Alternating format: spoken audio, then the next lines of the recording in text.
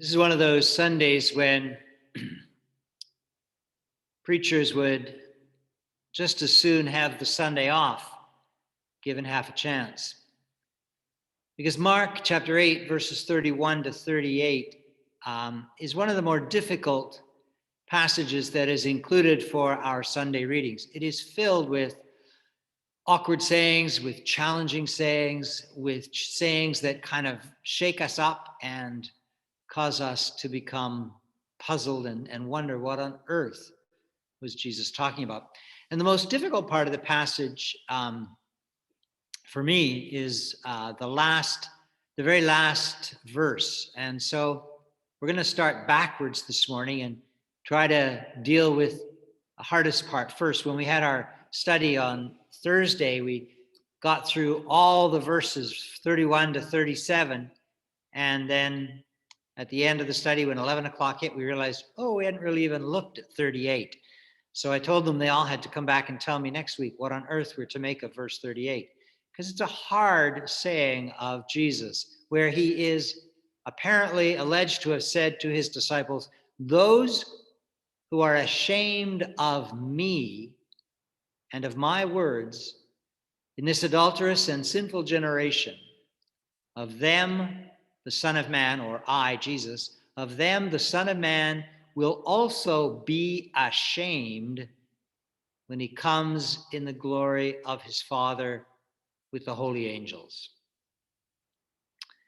And as Liz concluded, this is the gospel, the good news of Christ. Well, I'm not sure how much good news there seems to be in such a statement. Just to dispose of the adulterous and sinful generation, there's really not been, if you know anything about history, I'm sure that there has never been a generation that hasn't been adulterous and sinful. There's never been a generation in the history of humankind that hasn't at times gone off to take other attachments apart from God. There hasn't been a generation that has not wandered away from the path of love. There's never been a generation in which the brokenness of the human condition has not afflicted the human community with grievous results. Look around. You don't have to look very far to see that we live today in a sinful and adulterous generation. Everywhere you look, you can see examples of people taking on other commitments than their faithfulness to God and following down blind alleys to places that God never intended any of us to go. So that's not the hard part of verse 38. The challenging part for me comes in one word. Jesus apparently said, those who are ashamed of me and of my words in this adulterous and sinful generation, of them the Son of Man will also be ashamed. I'm not a big fan of the word ashamed. It's connected, of course, with shame. And just so we're clear here, shame has no place in the Christian life. Shame is not a virtue. Shame is not a tool to be used against anyone to try to make them conform to your will or to the will of society at large. Shame only ever brings death into our lives. You hear someone say, I am ashamed of you.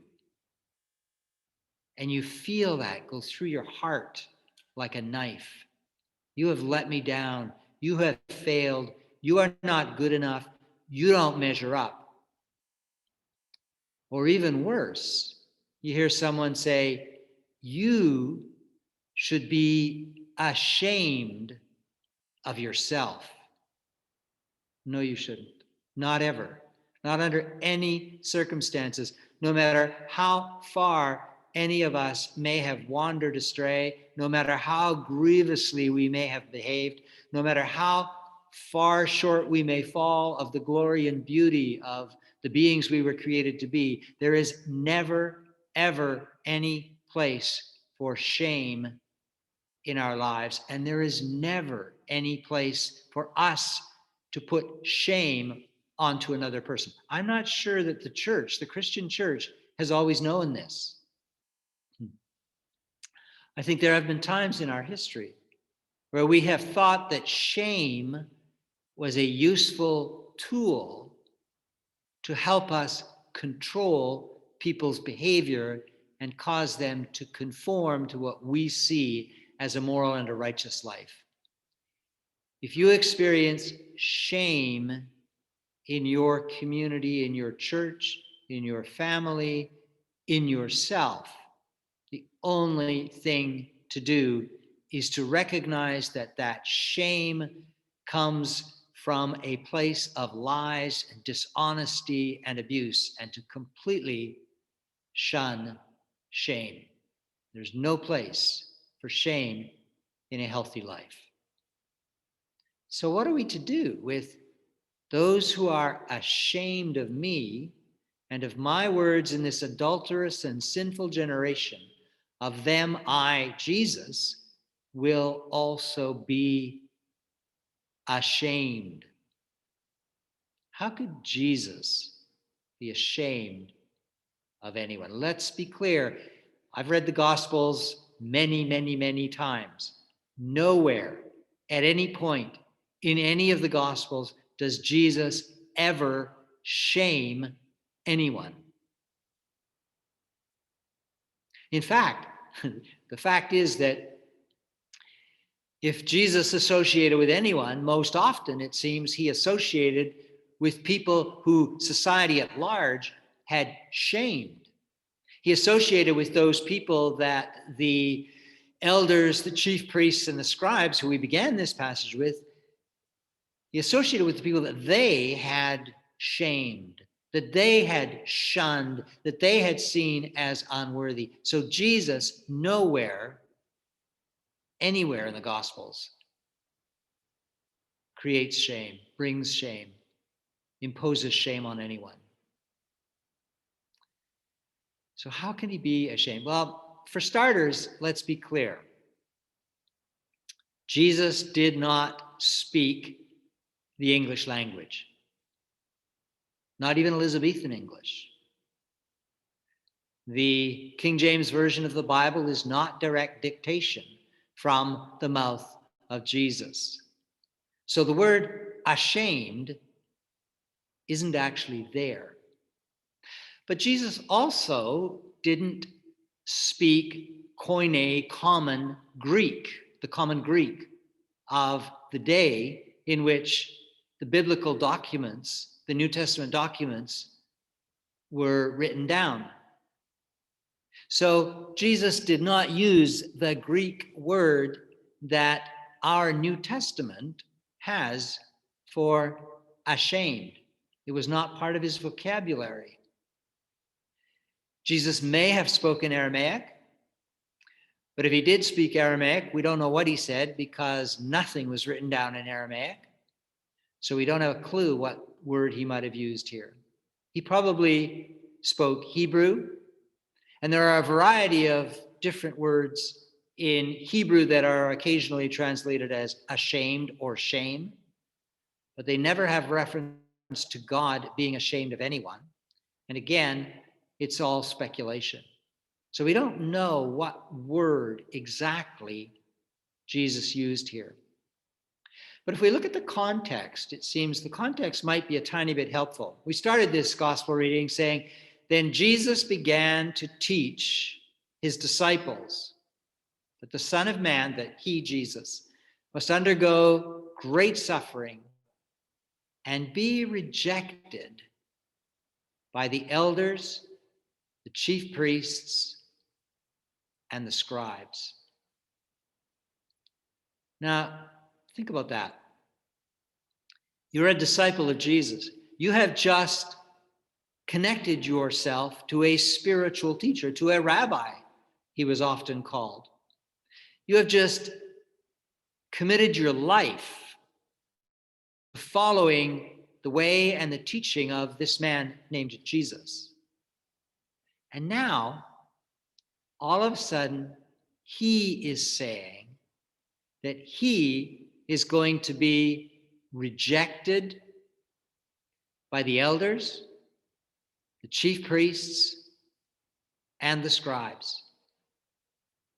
He is going to be rejected by the entire religious establishment of his day.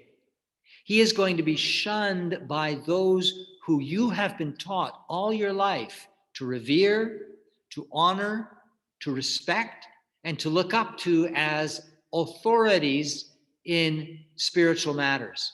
They're all going to turn against him.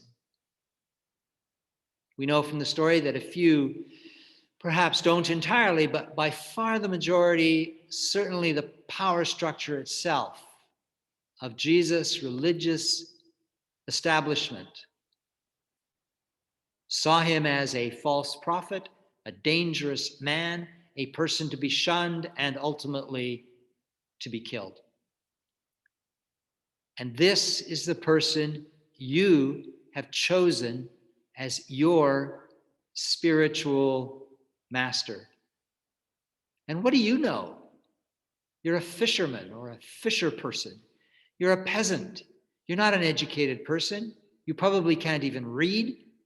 You don't know the teachings of the ancient fathers as well as the chief priests, the elders, the scribes, and the Pharisees. What possible basis could you have to follow this person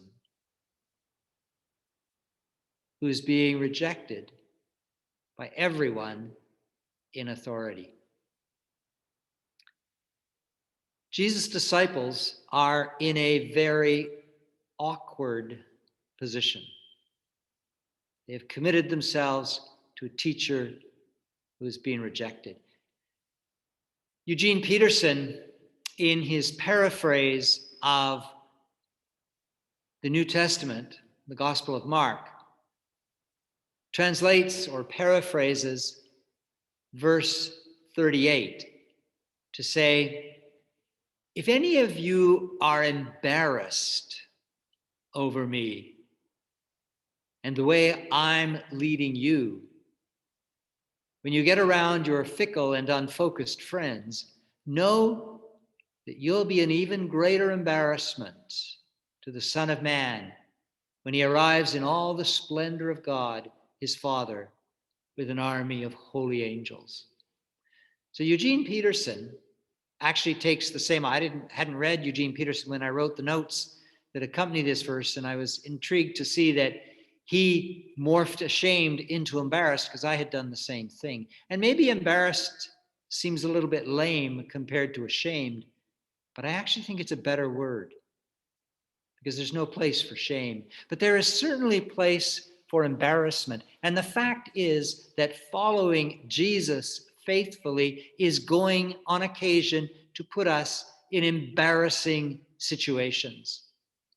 If we choose to stand by the love and the faithfulness and the truthfulness of Jesus, if we choose to follow the beauty and the light and the goodness that was embodied in the person of Jesus, when we get out into that adulterous and sinful generation that is the world around us, there are going to be moments when it's awkward, when we feel somehow out of place. It can happen even in our own family, where we find values that clash, where we find a sense of disconnect, that somehow the relationships just don't seem to be nurturing and sustaining. And so we long for a place where we don't have to feel embarrassed, where we don't have to feel the awkward disconnect between what we value most deeply and what seems to be valued by so much of the world around us.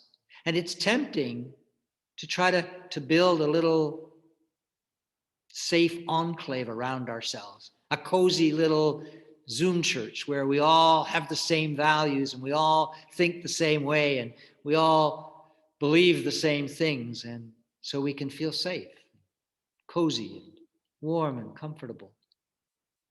And I think that's the temptation that Jesus was facing in this story. When Peter hears Jesus' dire prediction of rejection, when Peter hears Jesus' dire prediction of suffering and death, he takes Jesus aside and, Mark says, began to rebuke him. Peter rejects this way of suffering. Peter rejects this way that is going to cause Jesus to be shunned by the religious officials of his day. He doesn't want to hear this dark news. And then Mark says, but turning and looking at his disciples, Jesus rebuked Peter and said, "Get behind me, Satan, for you are setting your mind not on divine things, but on human things." And I think what we need to see here is that Jesus experienced a genuine tension in his life. He looked at his disciples, and for all their failings, for all their weaknesses, he loved them. He loved them in their weakness. He loved them in their failings. And he desperately wanted to stay with them, in the comfort of their loving embrace. It's the very thing that near the end of his life in the Garden of Gethsemane, Jesus asks his disciples, "Stay awake and watch with me for 1 hour. Stand with me in my suffering and in my pain and in my grief." And if you saw the beautiful picture that somebody inserted with "Stay with me," you'll know that, of course, upon this request, Jesus' disciples nodded off and went to sleep. They let him down.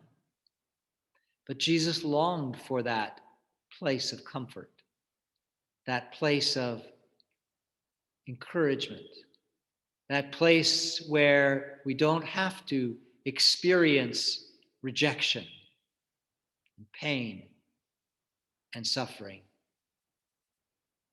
But there is no place. Jesus is reported in Matthew's gospel to have said, "Foxes have holes, and birds of the air have nests. But the Son of Man has nowhere to lay his head." We're not at home here on this earth.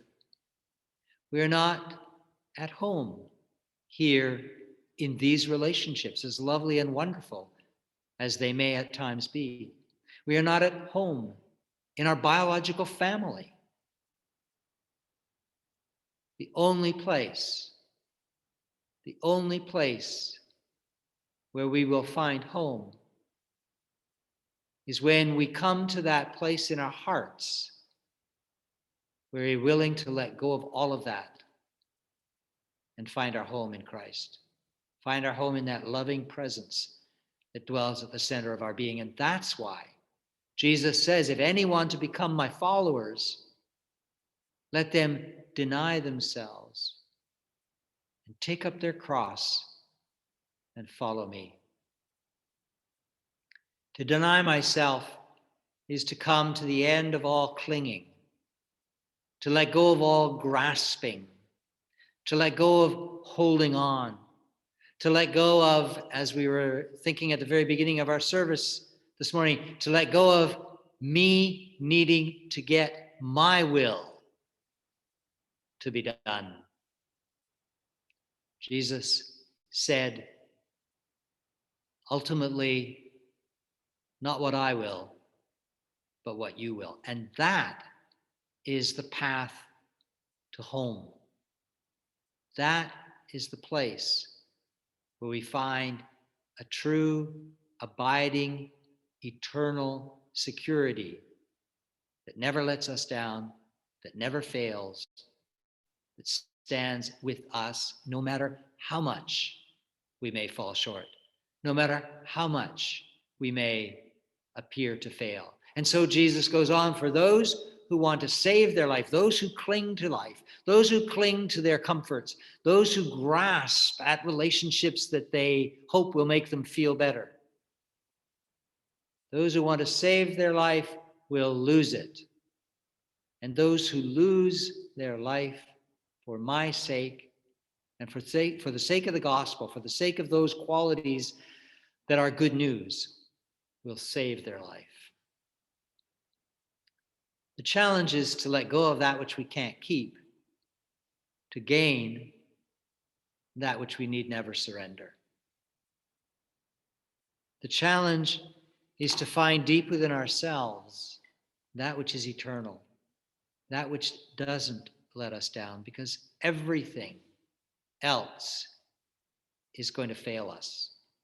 And we are going to fail everyone in our lives at one time or another. And if we can't find that place within ourselves, there's a pretty good chance we're going to experience shame. That we are going to feel ashamed. And that in the end, when we live from that place of shame, we will only live a life that is embarrassing to the truth, that is embarrassing to the light, that is embarrassing to the goodness and the wisdom and the beauty that was embodied in Jesus. So let go of everything. Let go of the need for your life to go a certain way. Give up resistance. Give up foot stomping and fist clenching and jaw clenching. Give up tension. Surrender into the love that never lets go. Surrender into the light that never burns out, that cannot be extinguished like a candle. Surrender to the goodness, truth, and beauty of Christ's presence in your life that is eternal.